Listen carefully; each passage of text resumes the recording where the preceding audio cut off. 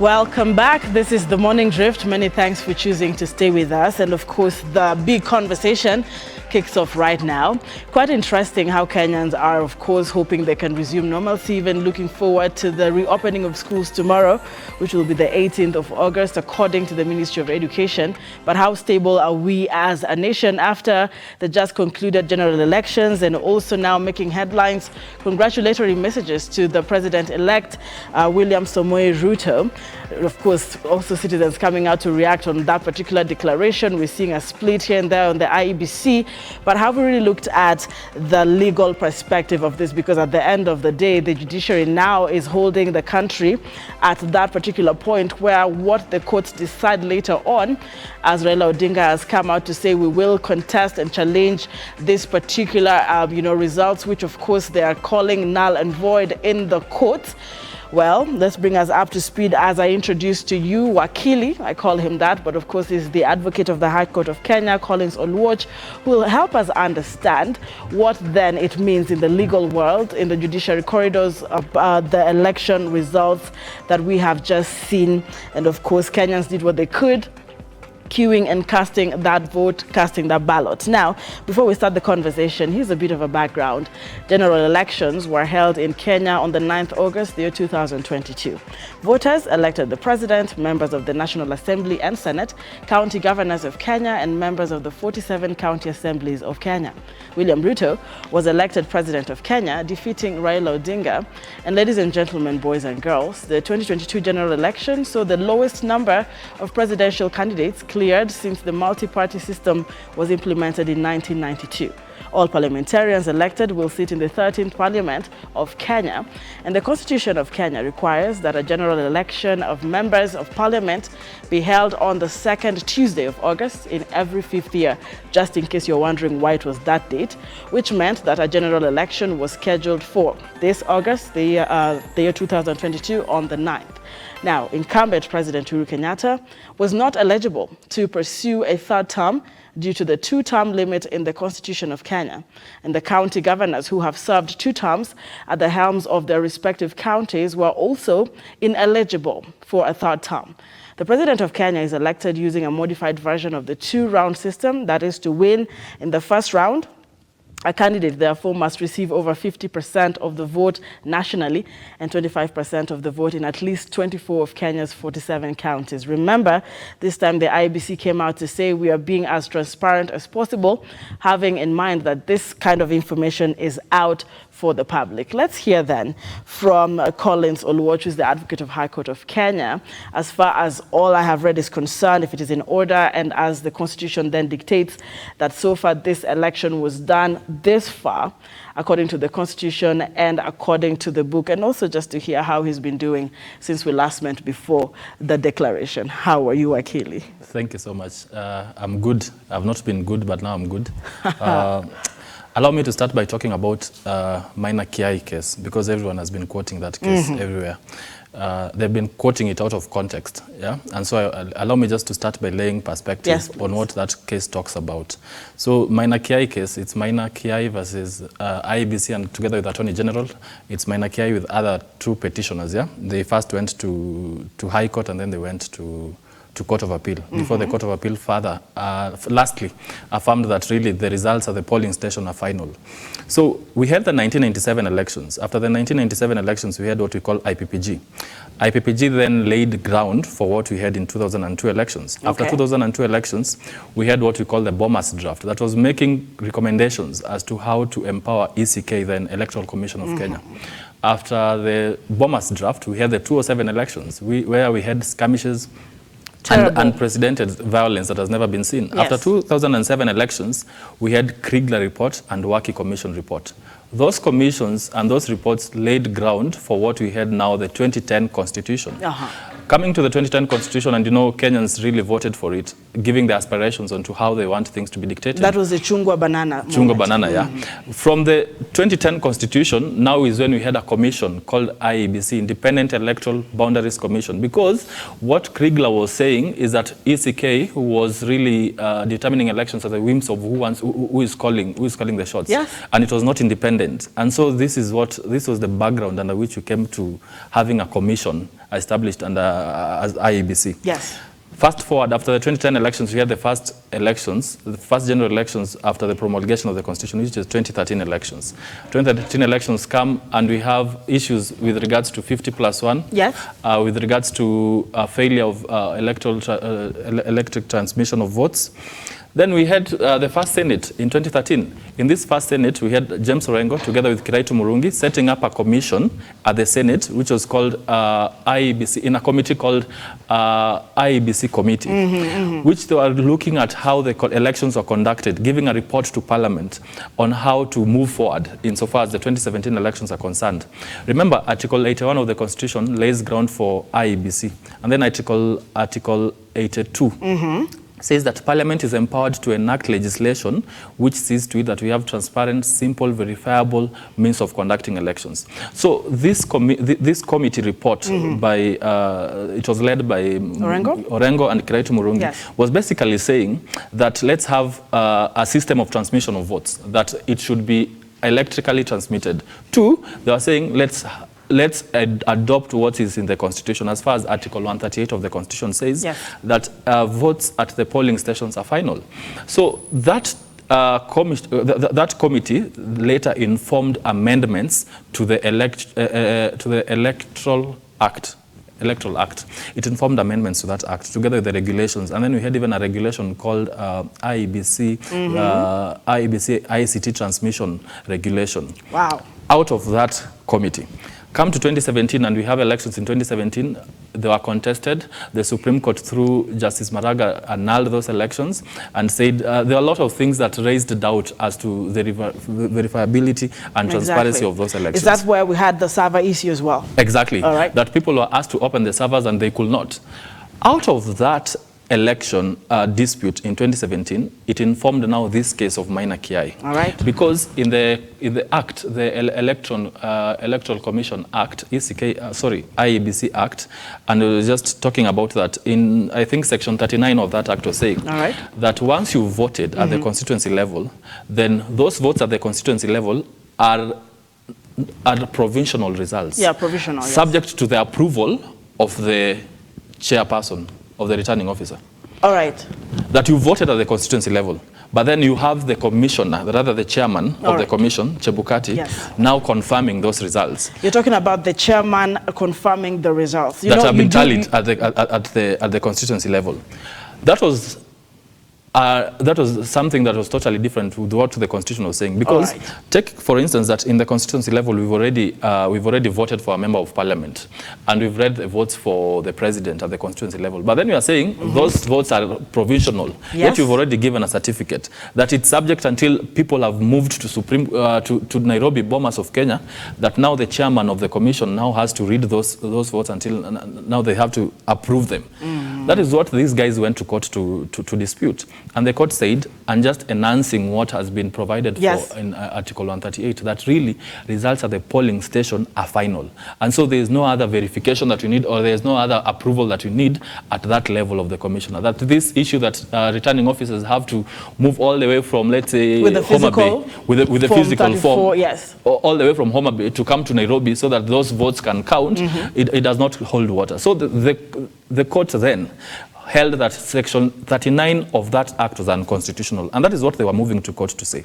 What people are misquoting this case with is, you know, in a case we have two things. We have what we call ratio decidendi, and we have obiter dicta. Yeah, are you going to be easy on us with those ones? I'm going to interpret what they mean. Yes. Ratio decidendi is really the reasoning of the court as to coming to that decision. Their rationale, their holding. Before the court says this and this is what is going to happen, that is their ratio decidendi. Then we have obiter dicta. Obiter dicta is basically their opinion. I mean, the reasoning as to why we are coming to that holding. I mean, they can express their desire, they can express what they want. They can say, in our view, this doesn't make sense. Okay. But then come and hold a different ruling. So in the obiter dicta of that case, minor Kiage case, the court was saying, it is really impractical for the chairperson to have the powers by themselves to look at the votes, to tally them, to verify, to modify just by themselves. And that's why am I talking about minor Kiage case? It's because people are now raising issues as to the role of commissioners. Exactly. In the role of commissioners in the elections. And I like that you brought us to that point, because that is now the talk of town. What is the role of especially the 4 commissioners who said we will not take ownership of this particular results? In fact, they came out even before the announcement. Yeah. Did you realize that between that delay of 3 p.m. to about 5 p.m., these commissioners were already addressing the public, addressing the media, the Serena. And then shortly after, we saw the declaration at the IEBC. And the question is really, if these powers are bestowed upon, Wafula Chebukati, and you're about to also let us know the role of the chairperson of the IEBC against the role of the commissioners, people understand the antagonism we're seeing right now. So allow me then to take a recap of what happened as far as, IEBC declarations at the Bomas of Kenya are against the IEBC commissioners who now exited and said we will distance ourselves from this particular, declaration of Samoei Ruto being the presidential elect. So if you allow me just to shape up this conversation, let's take a look at first, the address and the declarations in by the IEBC chairman, Wafula Chebukati, declaring Ruto, who is now the president-elect, the 5th of the Republic of Kenya. And this is how it went down. And then shortly, we come back to hear what your thoughts are. And we can also take then the commissioners, the 4 to be specific, coming out to say, well, we distance ourselves and we will not take ownership because of the opaque nature of the last phase in which this general election was conducted. Take a look.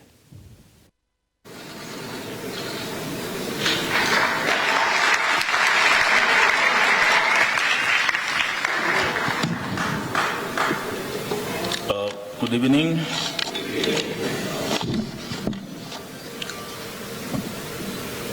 We have walked the journey of ensuring that Kenyans get a free, fair, and credible election.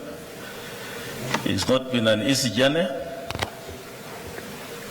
Right now, 2 of my commissioners and the CEO are injured. And of course, they're being treated.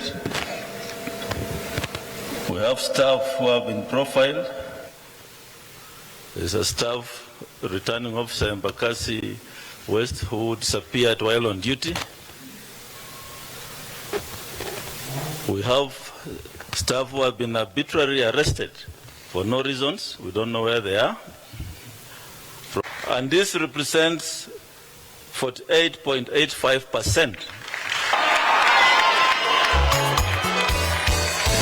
Habari njema kwa Wakenya wote, tume huru ya uchaguzi na mipaka isiyoegemea upande wowote, inayodumisha demokrasi Kenya.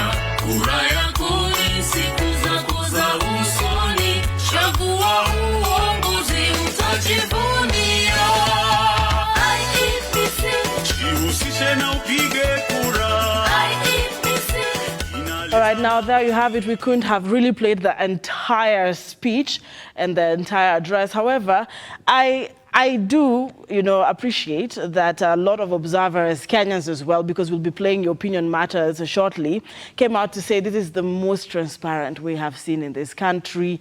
But because we were talking about the commissioners, first I just wanted to make sure that people know the foundation of this conversation. Yeah. And now we want to take a look at as much as Wafula Chebukati went on to announce now the president, the 5th president-elect of Kenya as the winner of the elections, at that same time, countering that particular declaration was these 4 commissioners saying, we were not part of that. Take a look at this video and then we come and really understand what is the antagonism all about right now.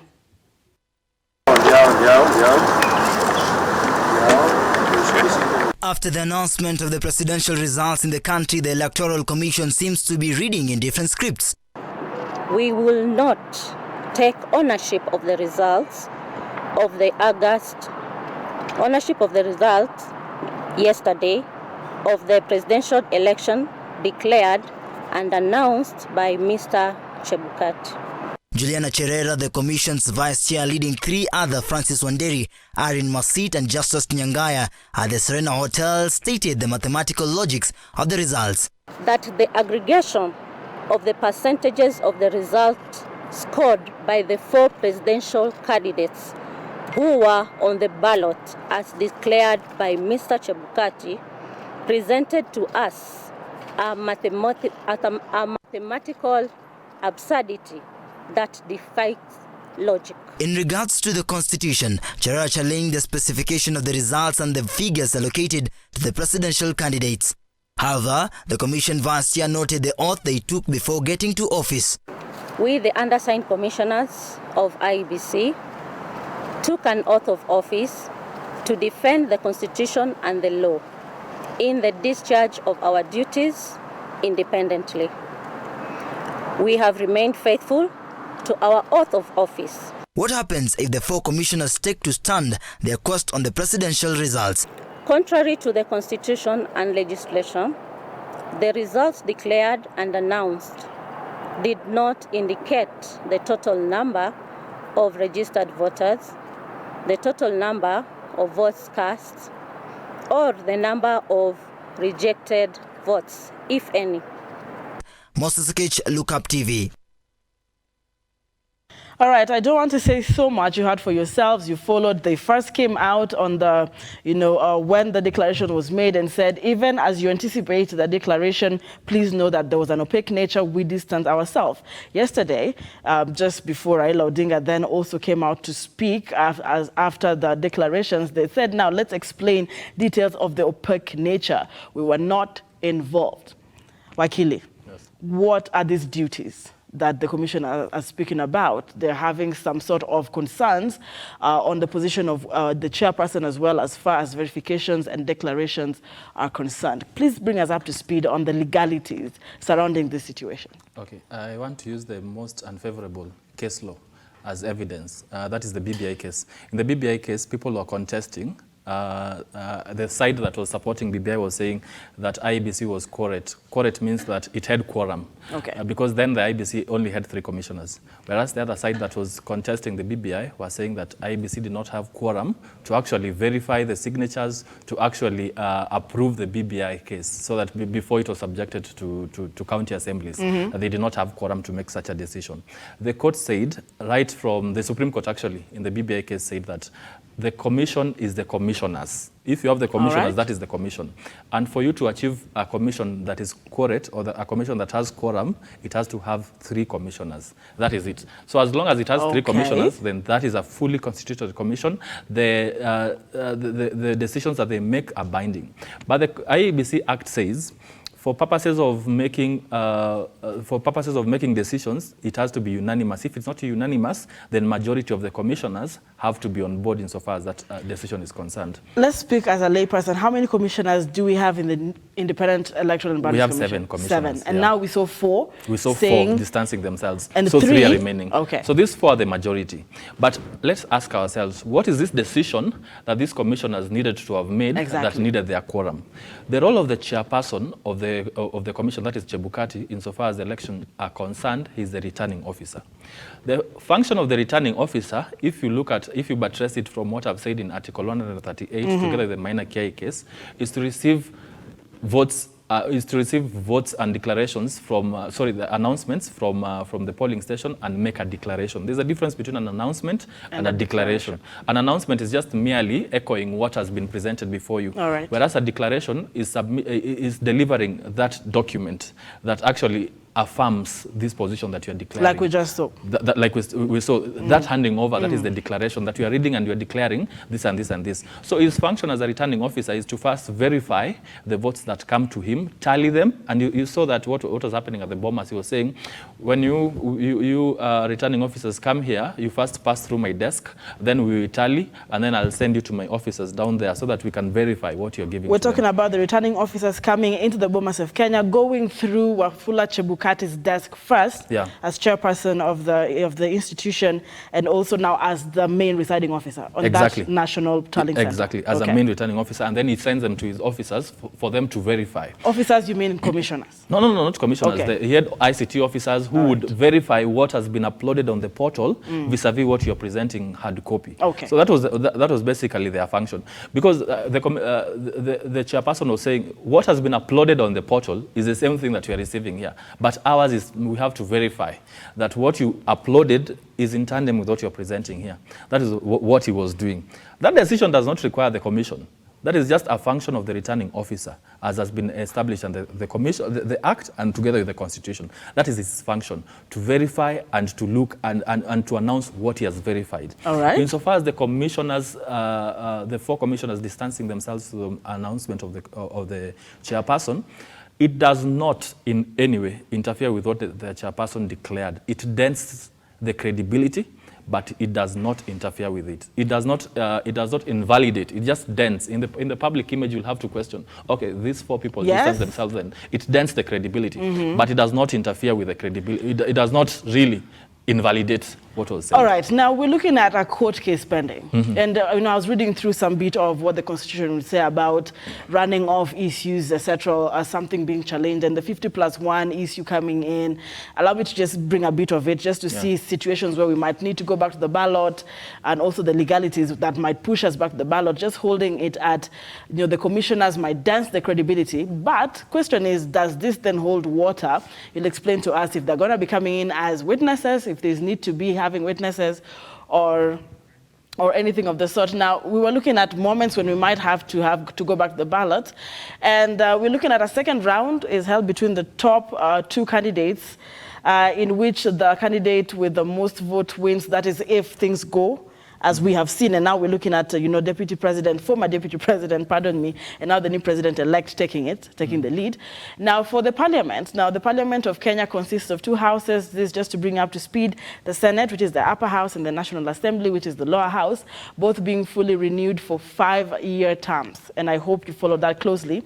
Now those elected in 2022 will form the 13th Parliament of Kenya. A new political dynamic, I hope you pick this as well, based on class politics is emerging in Kenya. That's what most of the analysts have said, which is being framed as hustlers versus dynasties, another talk of the nation after the elections. The families of incumbent President Uhuru Kenyatta and opposition leader Raila Odinga have dominated Kenyan politics since independence in 1963. Now, most people coming in will be looking at the opinion matters shortly. Headlines also saying, this man Ruto from nothing and now to the head of state. But let's go back to the commissioners. Totally. Does it hold water? In my view, I don't want to preempt the kind of evidence that is going to be given by the Azimio team in court. But really, Article 163 establishes the Supreme Court of Kenya, which is the most apex court in this country, which has 7 judges. And we have precedents in 2013, where we had the first election presidential petition being taken to the Supreme Court, which was then chaired by Willy Mutunga. He threw it out on technicalities ground. For instance, he expunged evidence by then CORD that he had taken to evidence that was supposed to be considered insofar as swaying their case. Then the issue in contention in 2013 was about 50+1. Yes, that there in the view of CORD, their opponents had not attained 50+1. That was Jubilee, that was TNA and URP. They had not attained 50+1 threshold. That the Constitution says for someone to be pronounced as a presidential elect, you first have to have attained 50+1 of the votes cast. And that is what the court said then. People are asking, is it 50+1 of votes that have been, of everyone who voted, whether it's spoilt votes or stray votes, all that. But the court said it is just 50+1 of votes cast, to mean you've already removed the spoilt votes. So what you remain with after removal of the spoilt votes, 50% of it plus 1 becomes the threshold. Then 25% of at least 24 counties, 25% out of the 47. Out of the 47, 24 counties. That is more than half of the county. So insofar as Chebukati is concerned, insofar as what is announced is concerned, he said that the president-elect has already attained 50+1 and has attained 25% of at least 39 counties, whereas the opponent had 25% of 34 counties. But the opponent did not concede yet. The opponent has said he's not conceding, he's moving to court because that is his right under the Constitution to move to court. So what I was saying, insofar as what the court is going to entertain, is one, they have to look at the number of people who voted according to what was entered in the Kim's kit. That is one issue that ought to be in contestation, because Chebukati was never out to say really how many people voted. He said 64% That is the turnout. But this does not reflect the number of people who voted manually. All right. That was not incorporated All right. in its number. And so you have to first establish how many people voted plus the manual voters. If you look at that number, relate that number to whether Ruto has attained 50+1. That is the first issue that has to be considered. The second one, and I think the commissioners really did not look at this issue, is there are 38 constituencies that were not announced. These 38 constituencies ought to have been announced and their results to be verified. That ought to be their issue, not saying 0.1%. I believe she mentioned that by the time the declarations were made, some constituency results had not even been, summed up. Totally, and that is very right. Yes. That is the role of those commissioners. They Okay. ought to have been part of the verification of those 38 constituencies. All right. And they needed to have casted aspersions as to the credibility of the 38 constituencies not being declared out. Sorry to interject. So where's the opaqueness? The opaqueness really is on that 38 constituencies, not on the 50%+1. And 2, the second opaqueness is on the number of people who voted. 3, the third opaqueness is on the manual voters. The manual votes which were identified manually. How many were they? Where did they sway? Where did they go to? Okay. Talk about the people who entered the KIMS kit and the people who are not established in the KIMS kit. Where is the register that affirms that these are the people who voted not in the KIMS kit? Another issue that is coming out is, for instance, you take a place like Kiambu County. There are 800,000 voters who voted for the governor, whereas 1.7 million voters voted for the president. This question was asked last year, not last year, 2017 in the petition by Justice Smokin Wanjala. All right. That you get into the polling station and you're given 6 votes. Once you've been given 6 ballot the papers, piece we call it. 6 ballot papers, you asked to vote for your candidates. You just elect to vote for one candidate. You choose to vote for the president only. You don't want to vote for the governor, the women rep, the senator, the MCA, or the MP. You don't want to vote for them. You just want to vote for the president. Okay. What happens to these other 5 votes? That is what he was asking. And he was never answered in that question. So we're looking at a pending answer to this year. That is another question that is going to be asked in this election. So the issue of 0.01% exactly is really not going to be an issue that is going to sway the courts. Right. But I think if Azimio team really stems their case on the issues of the number of voters who turned out to vote vis-a-vis the tally that has been recorded in the KIMS kit, the 38 constituencies that were not verified and why weren't they verified, and that is the role of the commissioners to ensure that they've been verified. The issue that the 4 commissioners are distancing themselves from these cast aspersions as to the credibility of this process. But on the other side, and to play the devil's advocate, in the other side, what Chebukati would be saying is the Constitution from Article 138 says votes at the polling station are final, and that he obtained the votes from the polling station, it took them to the portal to show that they are transparent. So if you wanted to do your own tally, you would have gone to the portal, obtain the Form 34As that have been uploaded, all of them there, and then do your own tally and know who is the president. But you're not going to call it. You're just going to know who is the president. But his function is to verify what has been uploaded in the portal, and he failed to do so insofar as the 38 constituencies are concerned. So there was failure. There sure was a loophole as far as the verification was concerned, just specifically around the 38. 38 constituencies, and that is a huge number. Really. It is. That is humongous. And I've seen other people doing calculations on the number of votes casted vis-a-vis the 64% that Chebukati said turned up. 64% of 22 million voters who have been registered brings something close to 14 million and around 800.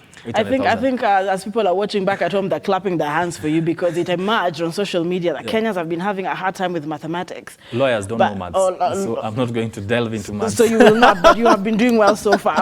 And really, I'm glad that you touched on the 0.01%, but really, I'm questioning in my head, and so many Kenyans are as well. 2017, there was a lot of, the evidence was basically at the center of open the server, all right? This year, it was open. It was open to the public. Like you said, you can go out and tally. So if Azimio wanted to go and, have this challenge in the court of law, what are we looking at really?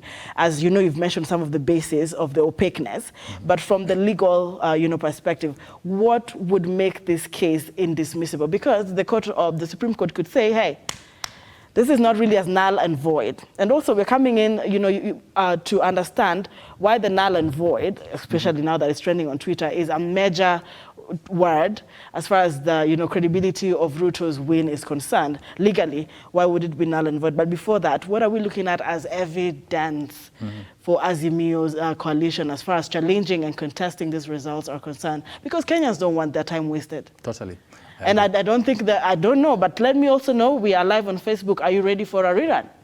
So after the declaration of the results have been done, and what Chebukati did after, he's already declared the president-elect, the people who want to move to court really doesn't have to be the opposition, but the people who want to move to court, anyone can move to court. Anyone? Premise. Really, Article 23 says anyone can move to court, saying that any provision has been contravened. And you can move to court and say the provision that establishes the IEBC has been contravened insofar as transparency is concerned, simplicity and verification of the process is concerned. So anyone can move to court.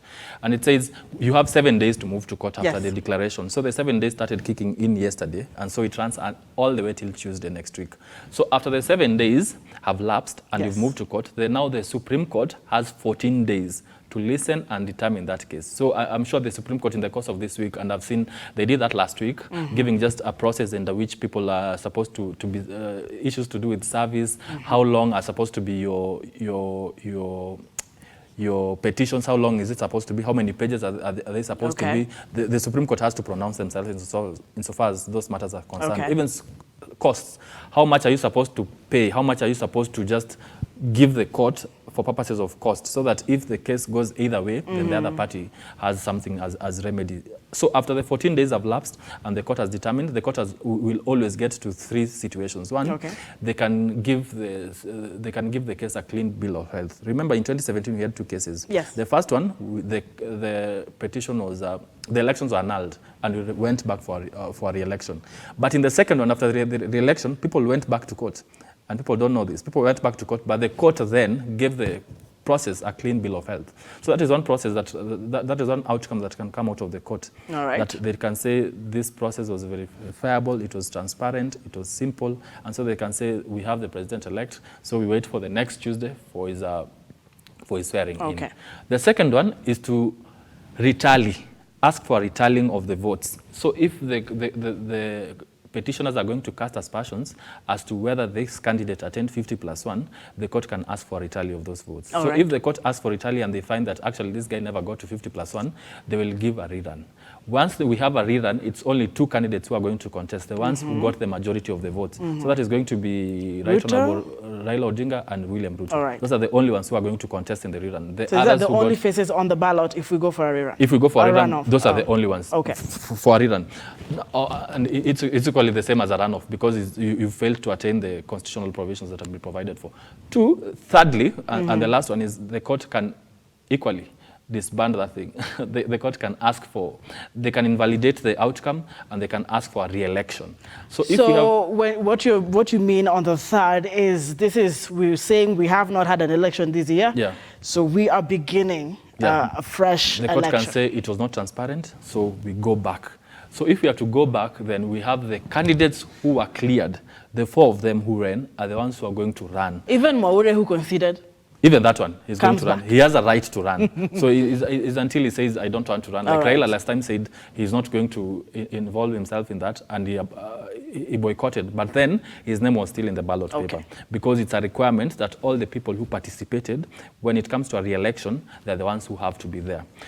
Okay, what does the court have to weigh insofar as invalidating an election is concerned? Remember, at the end of the day, it's 7 people. And I remember the sentiments of Ruto and Uhuru when their election was nullified by the court. They said 7 people cannot wield the power to overturn the will of 7 million or the majority of Kenyans. And that is one issue that always lingers in the minds of the judges. At the end of the day, why would the 7 of us sit here and annul what 7 million went to court?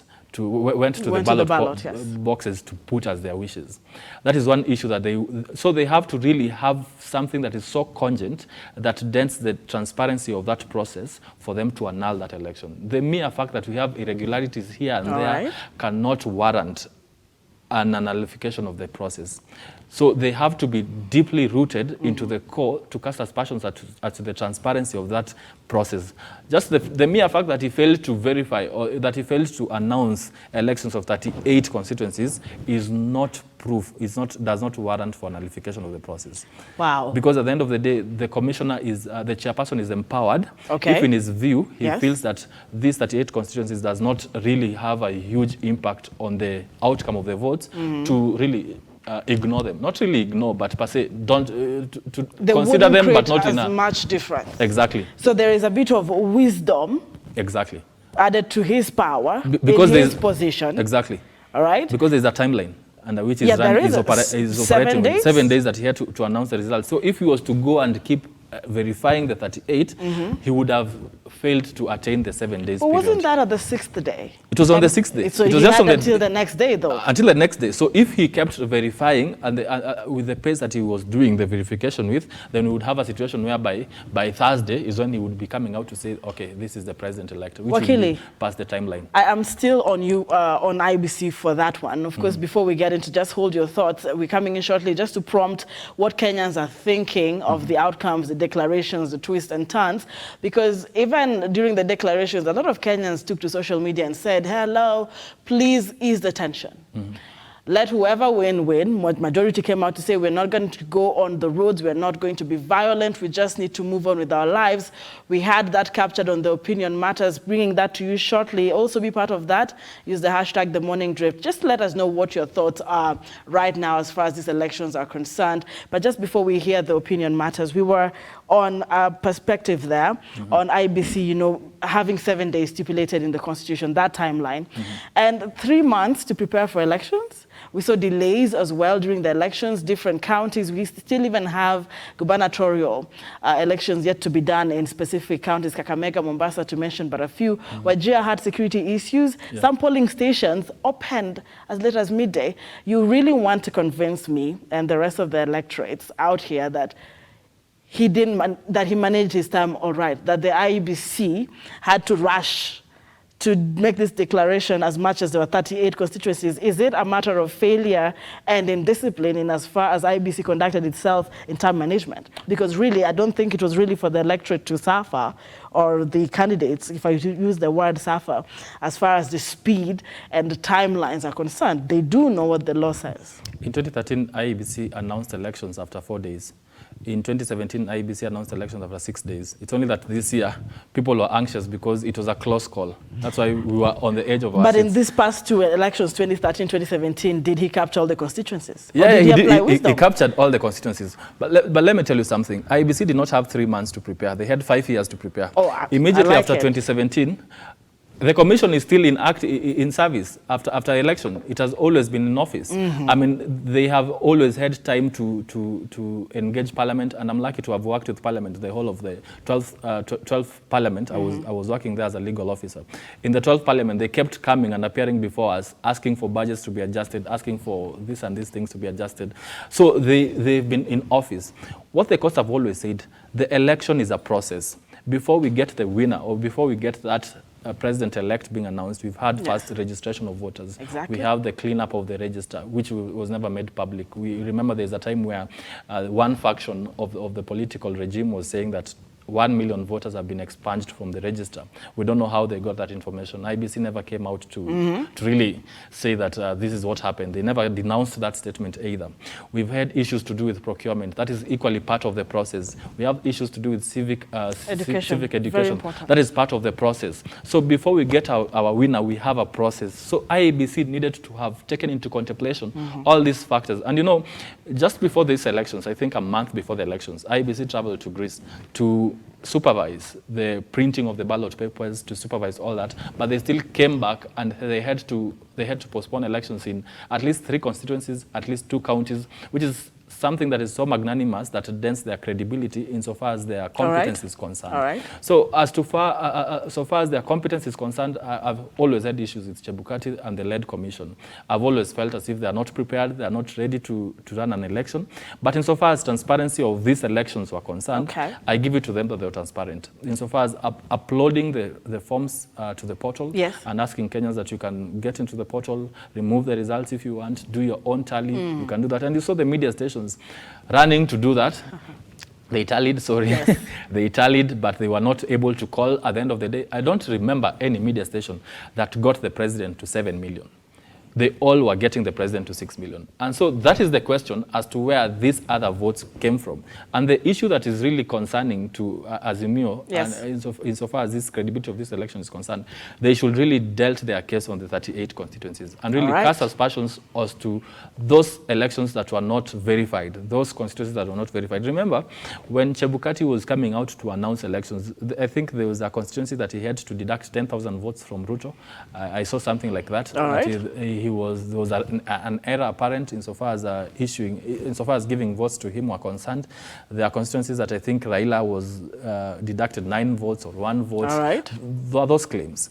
But he said he does not have powers to amend the votes as they were at Bomas.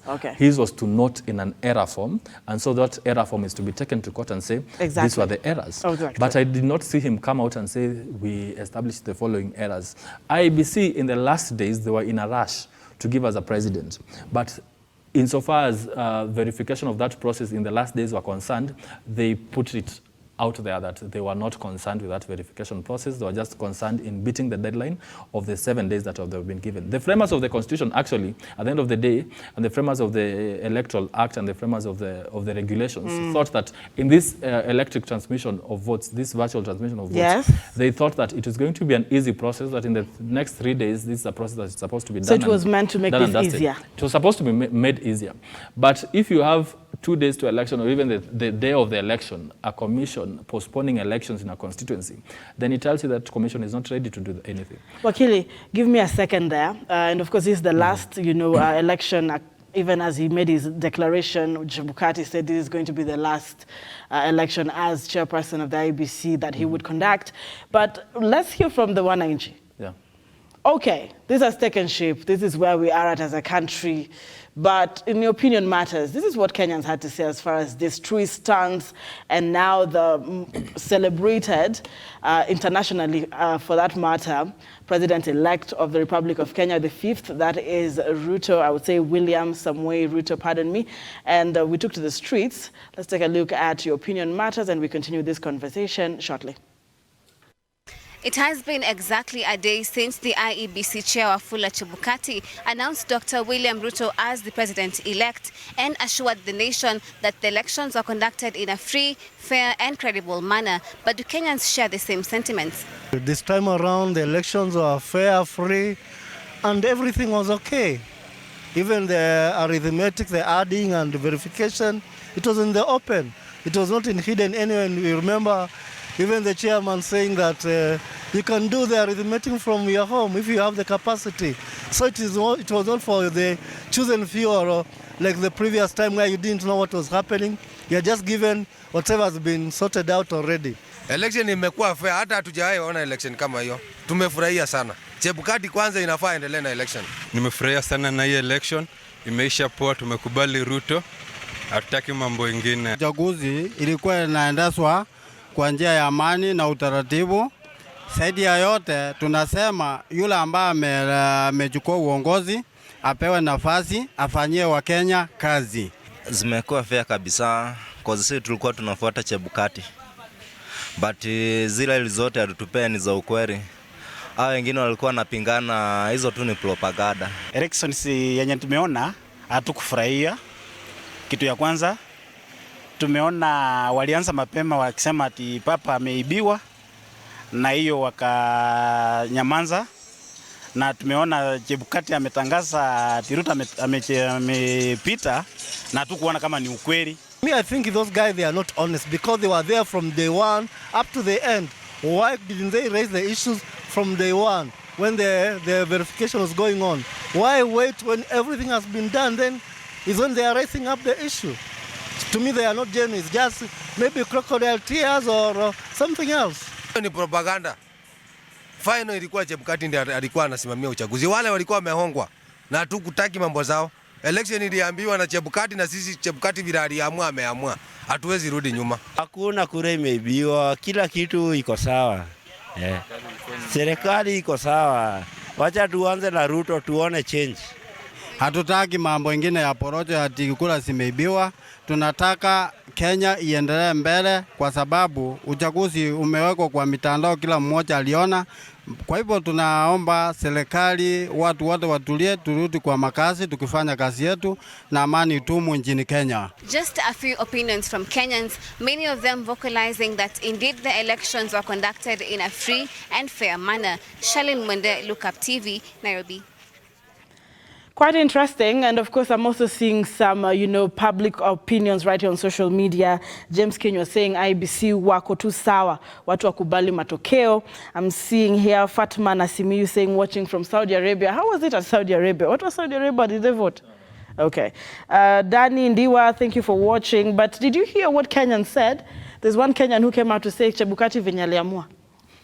Ameshaamua. Is it Chebukati? Is it IEBC that aliamua, or is it Kenyans who actually decided? When you go to the courts, what are we looking at? Like you said, the 7 bench judges do not come out and say, we are deciding for Kenyans. 7 million came in to vote, so us against the 7 million. But do you see how civic education is going in the country? Totally.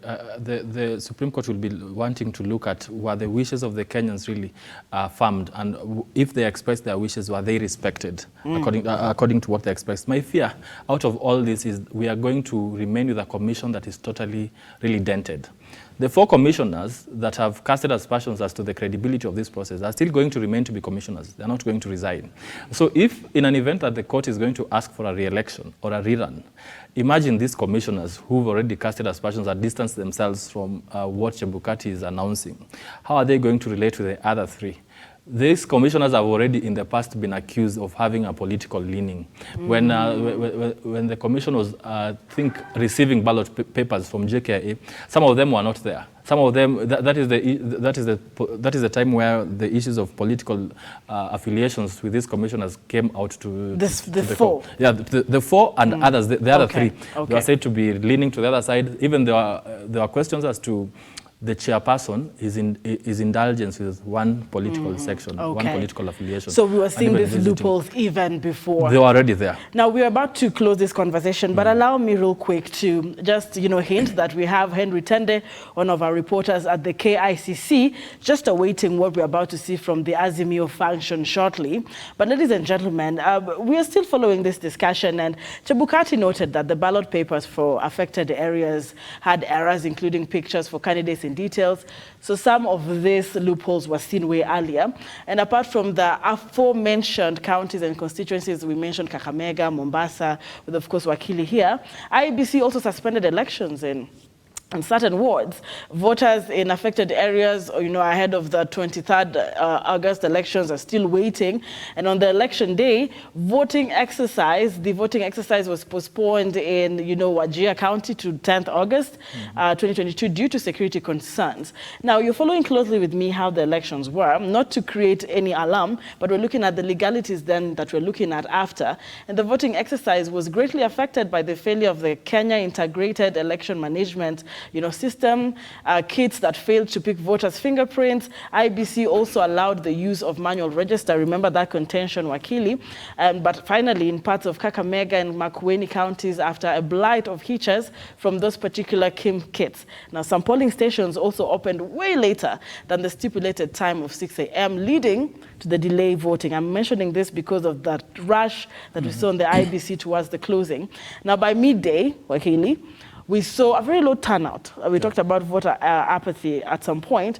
By midday of this particular election, that is the 9th of August, we're looking at a constituting number of voters of about 30%, very low this year, of registered voters who had cast their ballots. An hour to the closure, we're talking about 5 p.m., as Kenya runs elections, the Electoral Commission reported a voter turnout equating to about 56.17%, some would say 60%.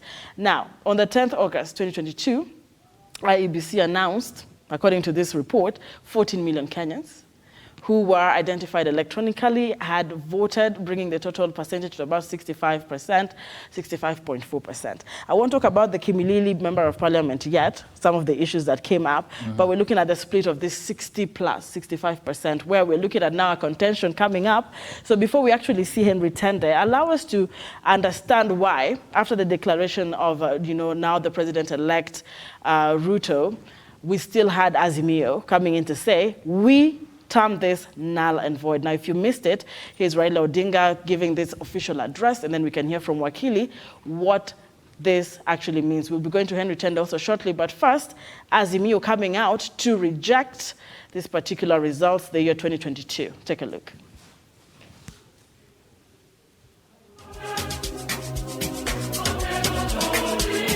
Hours after the declaration of the presidential winner, the Azimio One Kenya Raila Odinga has raised concerns over the tallying process, rejecting the presidential election results. What we saw yesterday was a travesty and a blatant disregard of the Constitution and the laws of Kenya by Mr. Chebukati and a minority of IEBC commissioners. Speaking at KICC in Nairobi, Odinga watered down the pronouncement by the IEBC chairperson Wafula Chebukati, citing irregularities. I and Azimio La Umoja One Kenya and the nation at large were shocked yesterday to learn that Mr. Chebukati alone decided to pronounce himself on the supposed winner of the 2022 presidential elections. You can still get more of that in our YouTube channel at Lookup TV to catch up with that particular, remarks from the Azimio candidate, that is Raila Odinga, who is saying that particular declaration by IBC is null and void. Let's cross over to the KICC, where we're still anticipating another event by the Azimio based on this particular election results. Henry Tende, if we could just capture that for me and take us through what exactly is happening at the KICC.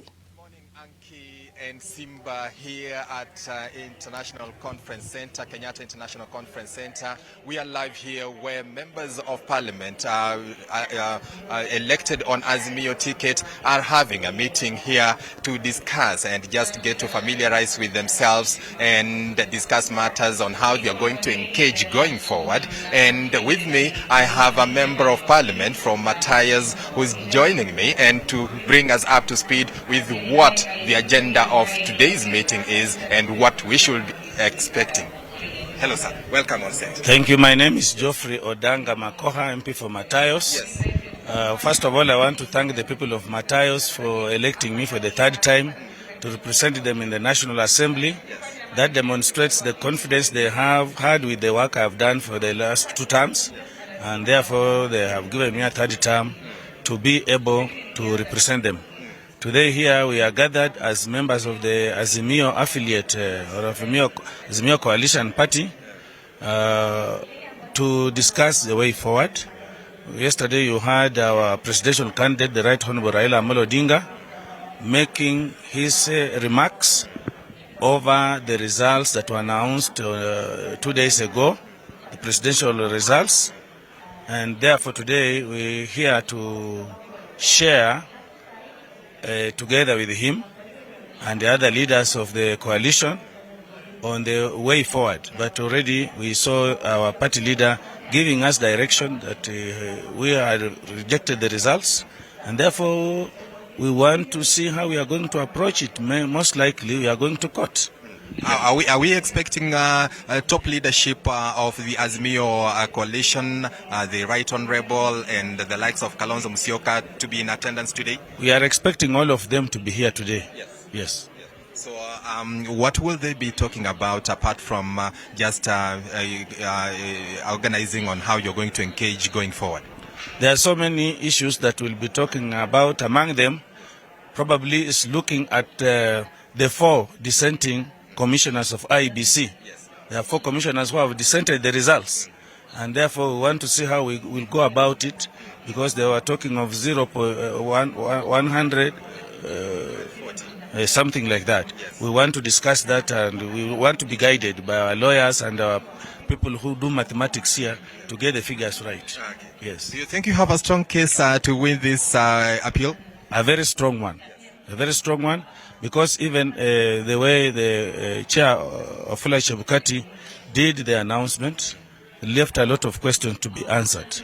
Because even if he's the chairman and mandated to announce the results, he has also to have discussed with the commissioners. That's why the commissioners are always there, to be able to share, and they come up with what is acceptable. You see, like the Supreme Court, when they make any ruling, each of them has to give an opinion. Yes. So that at the end of the day, the Chief Justice announces the results after they have been discussed, agreed upon, and if there are any dissent, then it's put to a vote. Yes. Yeah, thank you very much, sir. Thank you. Thank you very much for your insights. Thank you so much. We hope you will have a successful meeting. Thank you. Okay. That's a member of Matayos who's talked to us, and he says the meeting is all about putting their house in order, deliberating on key issues, including the rejected presidential results and how they are going to engage going forward with their legal team to put together a very strong case and challenge the validity of the election results that declared President-elect William Ruto as the President-elect. So that's what we are following up to. We will have a clear picture of what will have transpired here at the end of this meeting. As you can see, members of Parliament allied to Azimio are streaming in numbers, and any time from now the meeting will start officially. Now, back to you in studio as we continue putting tabs on what is happening here.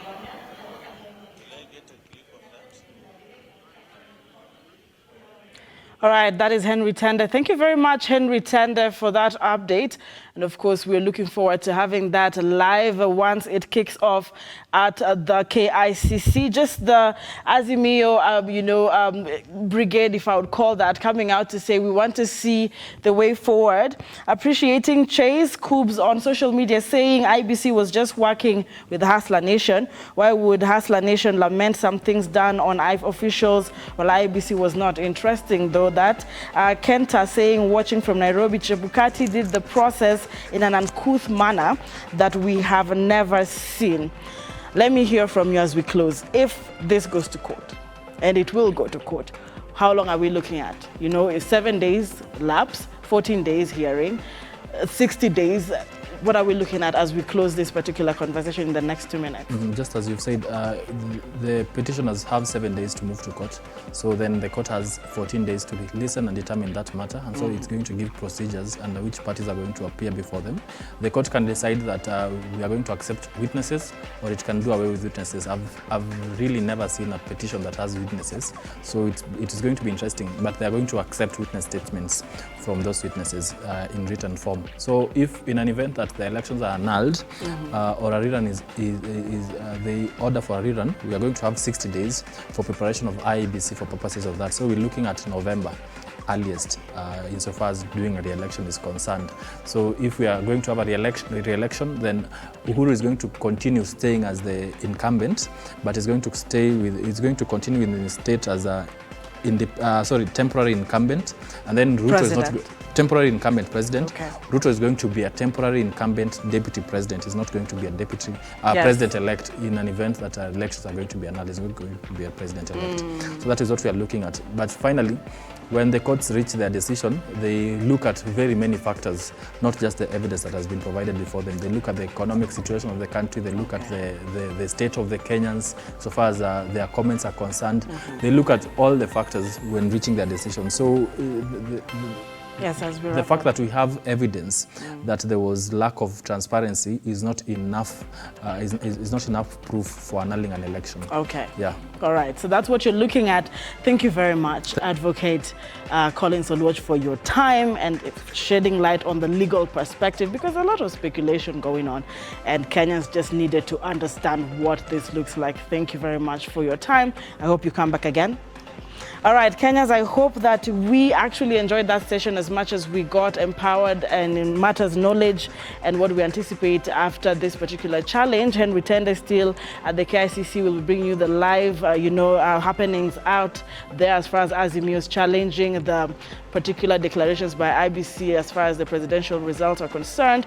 But from me, Ankey, Dorice, but now, exiting the studios. See you again tomorrow, same place, same time for the Morning Drift. giving way to the business, matters. I don't know how the business looks like, especially after the elections. Are you guys back to the, hustle and bustle? Let's find out. Simba, Elijah Charles, Kiage coming in shortly with Look Up Business. Or should I say it like he does? Look Up Business. We'll be right back.